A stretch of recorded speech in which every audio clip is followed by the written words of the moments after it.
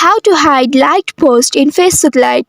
Welcome to How Logical. I'm up with another quick and easy tutorial video on how to hide liked post on Facebook Lite so that the like post of yours won't be recommended to your friends. To get started, open your Facebook Lite application first. In this page, locate the three horizontal lines at the top right of the screen. Scroll down and expand Settings and Privacy. Now click on Settings. Among the choices, scroll and find Add Preferences and give it a click. You are transported to the next page where you will see tons of other options here. Scroll down until you encounter Social Interactions. Click on it and again scroll down for one more time, and at the end you will find two choices, Friends or Only Me. Choosing Only Me ensures that your likes remain private and your friends won't be recommended or noticed about liked post. Click on Only Me and there you have it. You have successfully hid liked post in Facebook Lite.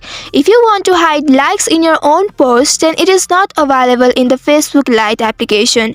You will have to download another Facebook app to do so. That's all for today's video. Thanks for watching till the end. If you found this video helpful, don't forget to like, share and subscribe the channel. Also hit that bell icon to get notifications on more such helpful tutorials. See you in next video. Stay connected.